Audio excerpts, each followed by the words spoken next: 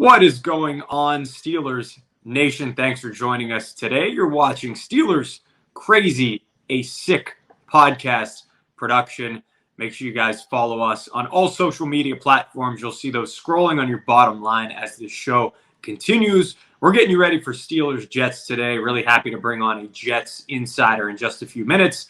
I'm Mike Nicastro. That's Jordan York. Follow him at Jordan York Music. I'm at Mic'd Up Sports 1. JY, how are you, man? I know you got a child on the way. It's getting really close. How are you feeling about that? Are you more nervous about that or this game against the Jets? Well, don't tell my wife this, but I'm a little bit more nervous about this Jets game now.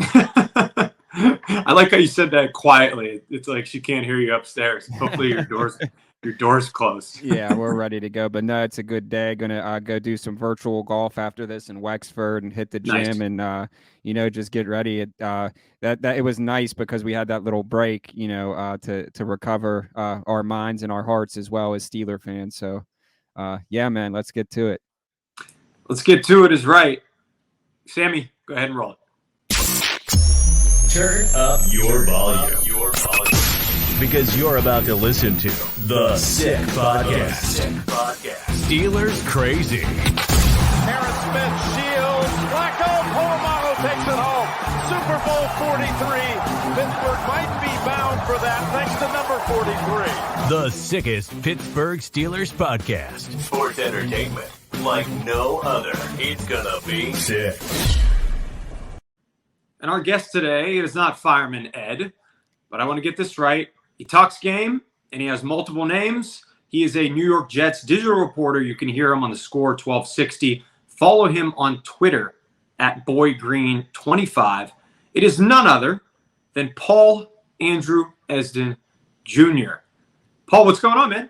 Hey, what's popping, everybody? And man, what a production. That intro is spicy. Very juicy. I like that. Oh, that's nice. Shout out to Sammy. Way to go. That's some beautiful stuff. Thanks for having me, fellas. Absolutely. Cool beard, by the way. That's one of the best beers. 10 out of 10. 10 out of 10 on the beard. You guys got me good. Right out of the barber shop. Clean, clean, crispy. You knew you were coming on the Steelers Crazy podcast. So that's what I told them. I said, hey, I'm going on a podcast, man. You got to clean me up. They didn't even make you pay, I bet. They didn't. They said, hey, just give us a shout out on the show. And boom, I just did that. So they're welcome. You're welcome. I've been dropping Sammy's name, and it just, it's great. So thank you, Sammy. I'm glad it's got that He's an icon. Cred, so beautiful. Yeah, sounds like it.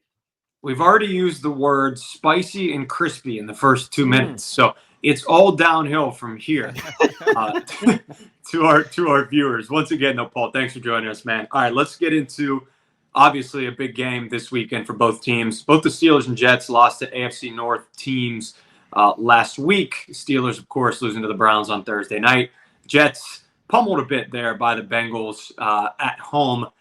How is Jets country feeling after the L there, Paul?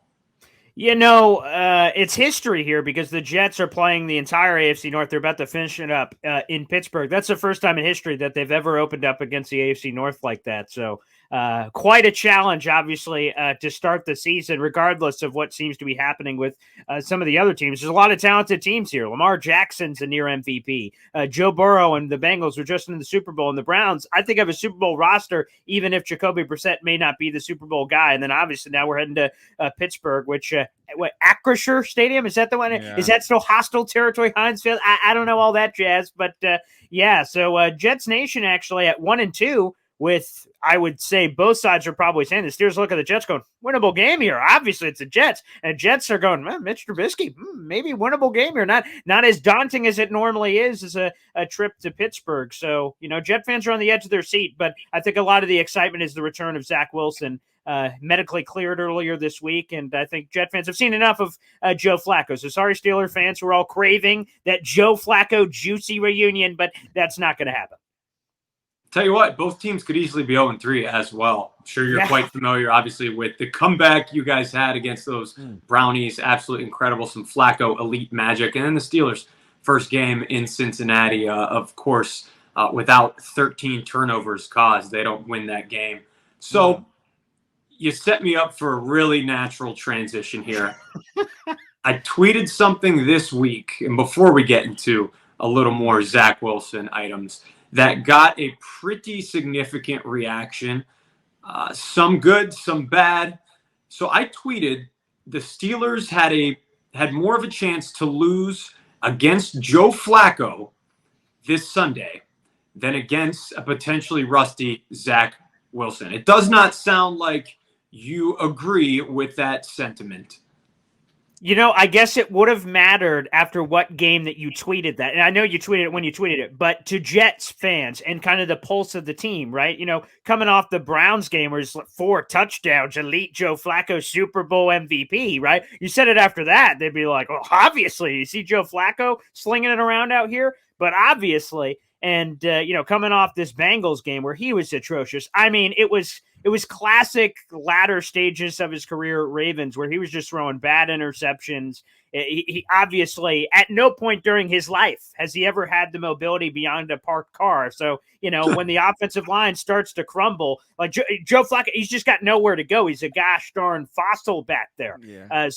And that was evident in the Bengals game with some of the offensive line issues at tackle that the Jets had on the left side. The difference is, of course, is Zach Wilson coming back. And while there has to be a sense of rust, I tweeted out the clip of Mike Tomlin who said it's a mystery for us, but also for them. Zach Wilson hasn't played yet this year. So, you could take that for whatever you will, whether it's a pro or a con. The good thing about Zach Wilson, despite there's going to be some natural level of rust, the only game he played in was in the preseason opener. I don't even know if you can really count that. So you have to go all the way back to 2021, the end of that season in which he played. The only great thing is the mobility and running away from all those Steelers defenders, because that's going to have to be paramount, quite frankly, with the Jets placing their starting left tackle, George Fant, on IR. He's out for the next 4 games, obviously including this one against Pittsburgh. But no, I think people are excited to see what Zach Wilson can bring to the table. But your take isn't crazy. I get it. Veteran guy, you know what he is. Zach Wilson is a complete unknown. The ceiling could be high, but the floor could be incredibly low as well.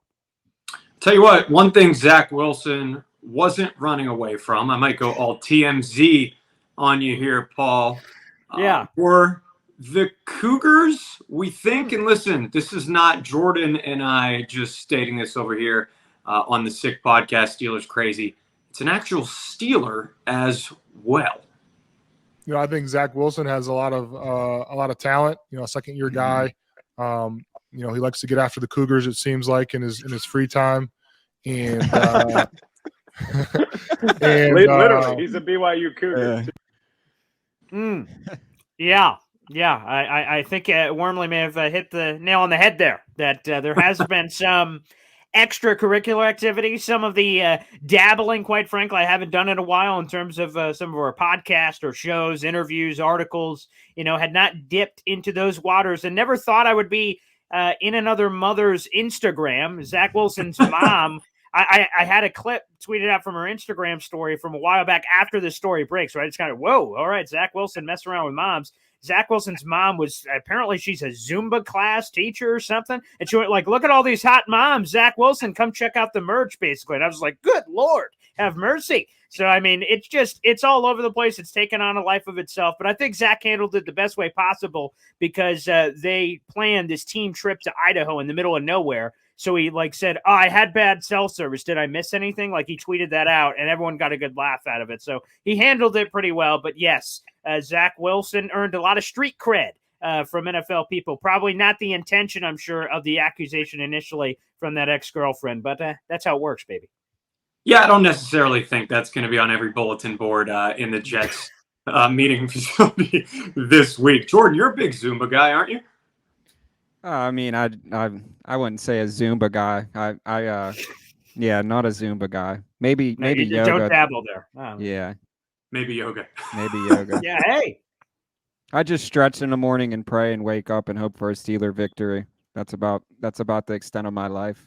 So that does not happen often this season, then, I'm guessing. No, it's been rough. It's been rough thus far. And I'm the sure stretching or the victories? Both. Yeah, okay, fair enough. Both are a little tight then, the Steelers and your hamstring. Yeah. Like I said, I was doubtful on the last podcast and I couldn't make it because of the wisdom teeth, and now I have a hamstring problem. So hopefully I'll get it worked out so I can stand up and go crazy on the Steelers Crazy podcast. You're 60% right now. All right, I got one more for you, and I'm going to turn it over to Jordan.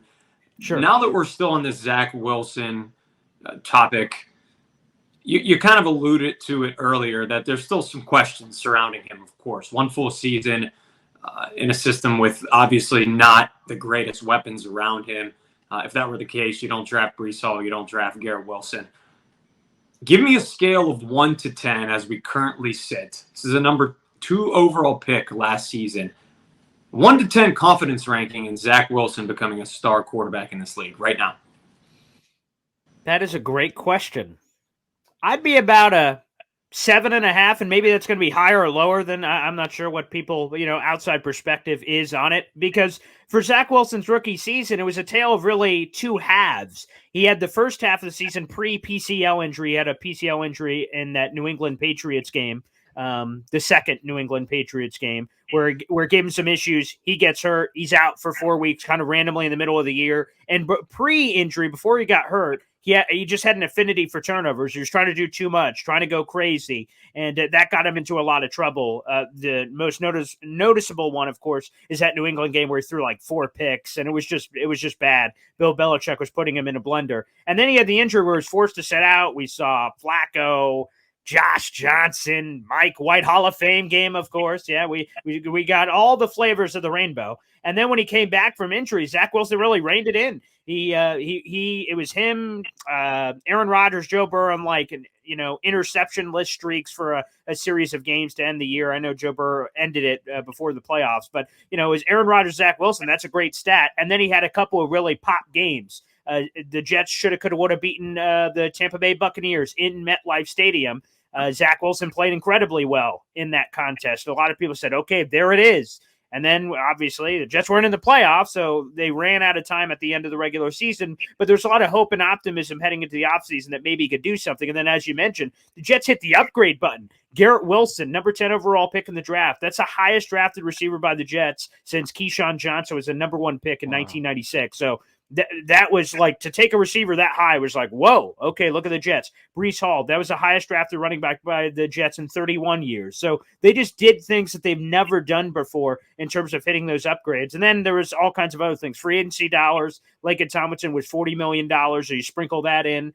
Obviously, you still had Elijah Moore, Corey Davis, and then they invested $45 million at the tight end position. You guys are familiar with one of those players, CJ Uzama, and then Tyler Conklin from Minnesota. So they just hit the upgrade button at every significant level of the team, protection, playmakers, and with that, Zach Wilson's arrow seemingly heading in the right direction, all the weapons. He was expected to take a massive leap this year. Obviously, that was halted by the injury in the preseason, and thankfully it wasn't season-ending. A lot of people feared that on social media with the potential torn ACL. Now he's back. The knee's 100%. Salah and Zach Wilson confirmed that this week leading into it. So there is a sense of optimism that he can be really good, but obviously he hasn't played football in a long time. So I think people are kind of in the middle on expectations. What do they expect from this guy, despite the talent that's on offense? Can he immediately just step in and make things happen? That probably seems unrealistic. So they're probably going to lean on the run game and play action game to try to work him back into kind of the flow of the offense.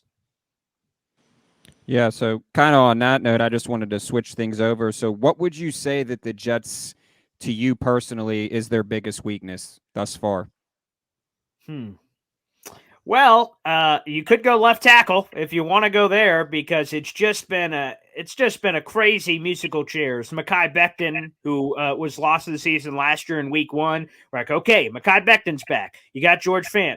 Oh wait, Mekhi Becton's leg explodes. Okay, he's out. They signed Dwayne Brown. So they moved George Fant from left tackle to right tackle. Dwayne Brown, you're the left tackle. Week of the season opener, heading into the week 1 Baltimore game, he blows out his shoulder, IR out of nowhere. Oh my God. All right, George Fant, you're back from right tackle to left tackle. Rookie 4th-round picks, Max Mitchell. Not sure if you guys were watching a Louisiana Ragin' Cajun Max Mitchell tape over the offseason, but this guy was supposed to be a developmental tackle. Hopefully we'll see him in a couple years. Actually, see him week 1. And actually, he's performed very well. But you could really talk about left tackle, who the Steelers defenders, I have to imagine, are licking their chops as they check notes. Connor McDermott will be protecting the blind side of one Zach Wilson. That's a major weakness point for certain. And then if you want to go to the defensive side of the ball, The Jets have prided themselves for years on having a great defensive line.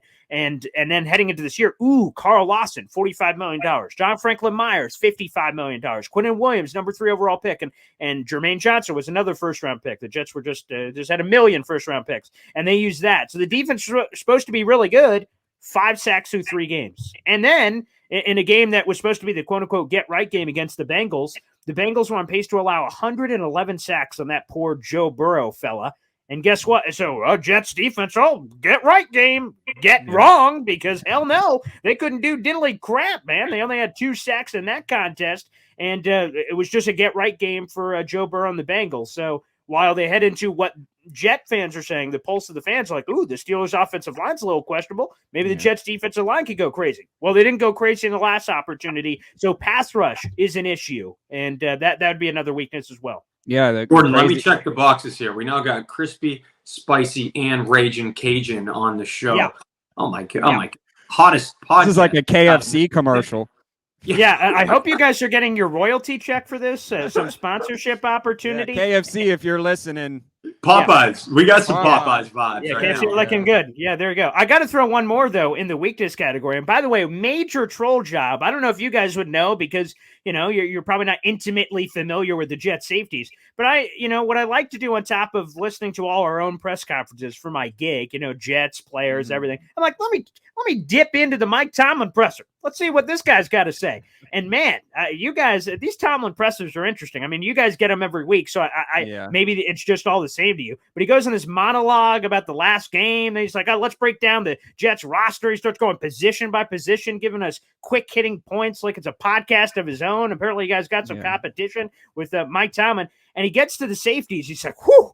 That safety duo of Jordan Whitehead and LaMarcus Joyner. Wow, they're fantastic, man. Great tacklers. Jordan Whitehead, a pick guy. Yeah, there you go. We have all these Darrell Revis. We got a million pick Revis guys. 100%. That's why I said I really have no animosity towards the Jets. Like if you're not playing the Steelers, I'm like, hey, I hope that you guys do well. So if nice. what that counts for, just know we're thinking about you. Well, I'll tell you this. The feeling is not mutual. I hate the Pittsburgh Steelers. I mean, the AFC Championship game from 11 years ago, hate that one. The kick, I'm not even going to talk about the missed field. Forget about that. We won't bring it up. Was that Nick Folk? Yeah, no, not Nick Folk. No, I'm talking about old O'Brien. You remember all those days. Terrible. So there's just a long history of nonsense. But yeah, it was a troll job by Mike Tomlin talking up the Jet safeties. To me, I'm like, oh wow, so Steelers are going after the Jet safeties this week. That's good to hear. He definitely plays the mind games. But I think in Pittsburgh that we're so immune to the way that he conducts his. It's right. Like I assume nothing. Yeah. It's honestly like he's just reading it from a script. Like he just. He's been he's Mike Tomlin. The standard is the standard. So we'll switch gears. So looking at like key matchups in this game, is there a couple that really stand out to you that you're looking most forward to watch? Well, I don't know if I would categorize it as most looking forward to watch Pat Freiermuth versus the Jets linebackers or safeties that come up. I got to utilize him more, man. The Steelers have to utilize him more. That's fine as well. Or just keep utilizing him the way you are is perfectly spectacular. But that's what I fear, to be honest with you. Again, I mentioned the safeties have struggled tackling. I think they're among the league leaders, both of them, both starters, in missed tackles. And you saw that last week against the Bengals. Jordan White tried to come screaming down for a SportsCenter top 10 Madden highlight, and then whoop, Tyler Boyd's like, bounce off me, 56 yards to the house. So, like, that's I'm fearful of. And then in coverage, they haven't been great either. So that could be a matchup if the Steelers decide to feed Freiermuth, which, again, I am perfectly okay if they choose not to. But that's one. We'll let them know. We'll tell them that you said. Please do. No targets, no passes. And Tom will be like, yeah, cool. Okay, we weren't planning on it anyway. That'd be great. Yeah, Matt Canada over there. And the other one, we mentioned it earlier, Connor McDermott versus Highsmith. I think Highsmith's a freak, and I am just worried. NFL sack leader.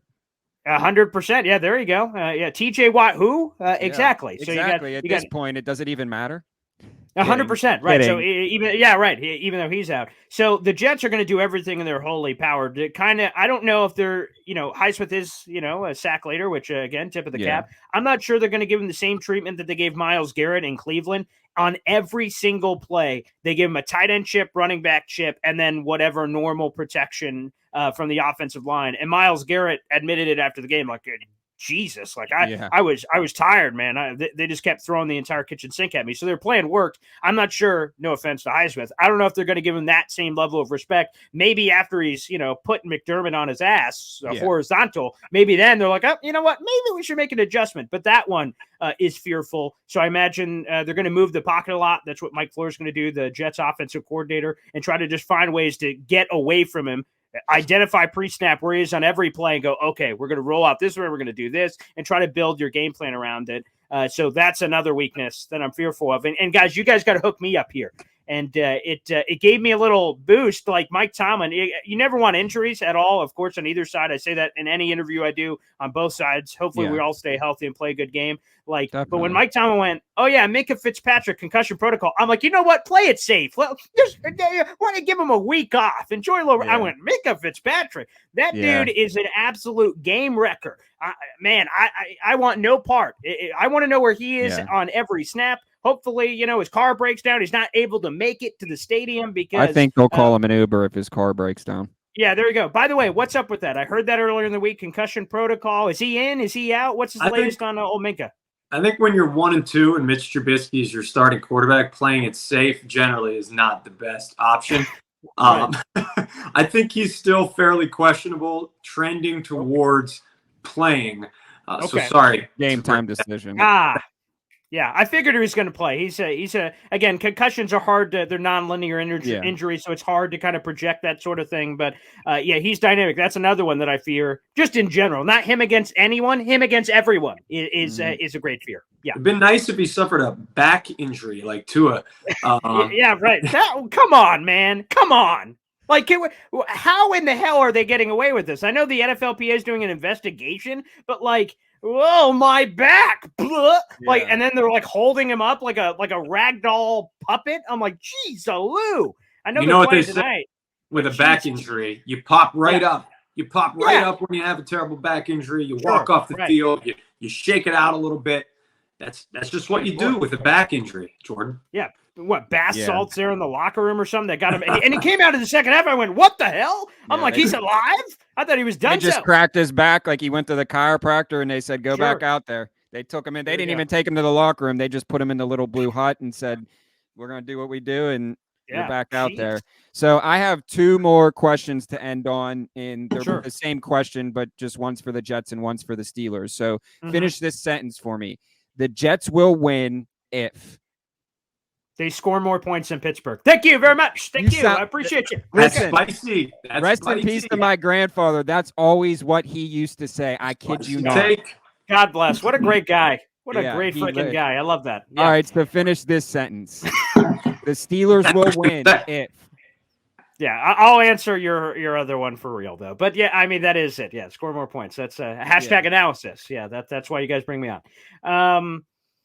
I mean, to be honest with you, it's quite simply, it's forcing Mitch Trubisky to beat you. I mean, I've described this on my podcast a lot, and I'm sure this will be insulting to all your Mitch Trubisky truthers in the audience. But, to me, when I look at the Steelers offense, I see a sexy Ferrari. I'm like, wow, look at the weapons, Najee Harris, Deontay Johnson, Chase Claypool, George Pickens. You guys aren't even using him, but look at him doing one-handed catches all over the place. Pat Freiermuth. I'm like, geez, look at this sexy car. It's got all the works. And I'm like, all right, let me take a quick peek under the hood, flip it. And I'm like, what the hell? There's nothing in here.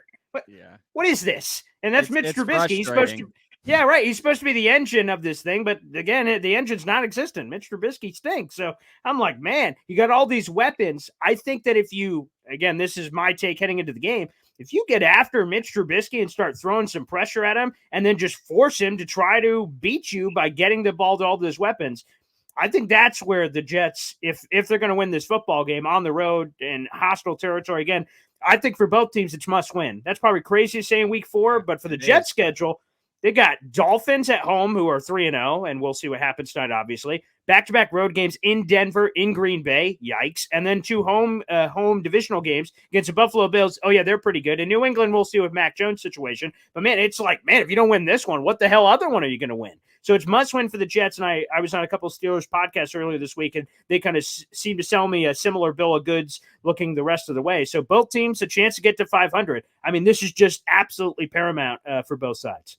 Paul Andrew Esden Jr. Follow him at BoyGreen25. Listen to him on the Score 1260 up there in New York. He is in fuego, and you know what? You deserve to be paid more than CJ Uzama and Tyler Conklin. Wow. That's for sure, brother. Thank you so much. Enjoy the game this weekend. Let's stay in touch.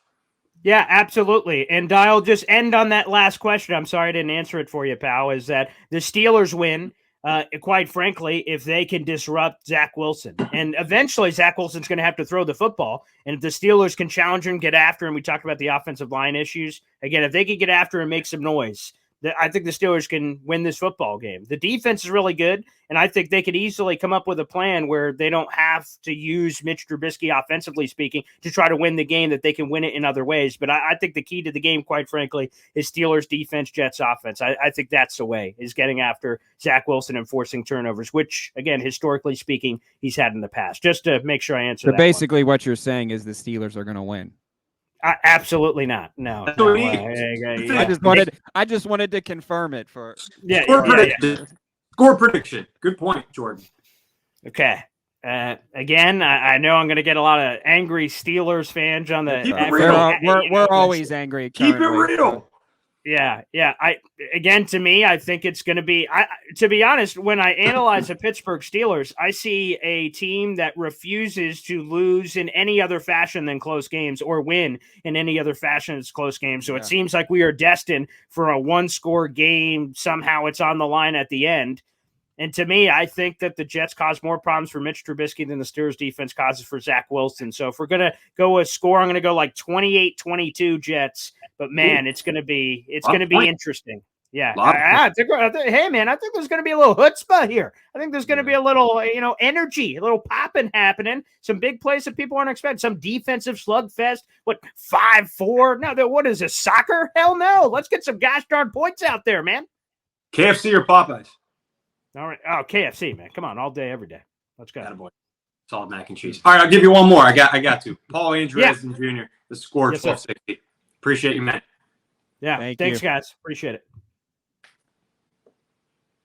Good stuff, JY. A lot of fun. Always good to talk Steelers and Jets, Jets. Had a little bit of a longer show today, so we'll wrap it up. Appreciate all of you watching. Shout out Sam and Anello back in the studio. Follow us at The Sick Podcast Steelers, and make sure you subscribe to The Sick Podcast over there on YouTube. A lot of fun today with Paul. Thank you all for watching.